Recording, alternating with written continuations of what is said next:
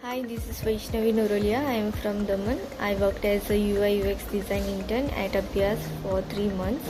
During my internship, I created wireframes and UI designs in Figma for Abhyaz website.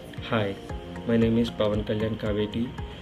I'm very happy and excited to announce that I have successfully completed my internship at Abhyaz as an HR recruiter. I created wireframes and UI designs in Figma for Abhyaz websites. Along with Figma, I also worked in Zoho sites where I created case study pages.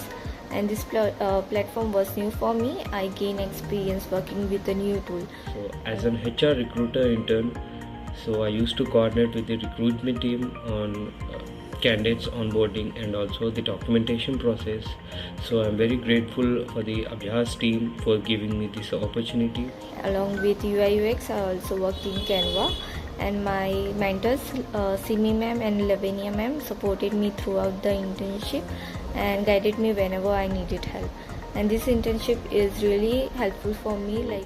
This opportunity not only helped me gain my skills but also enhanced my communication and as well as the corporate exposure, and I would definitely recommend this internship for the ones who want to excel in their career and grow to the next bigger opportunities. Thank you.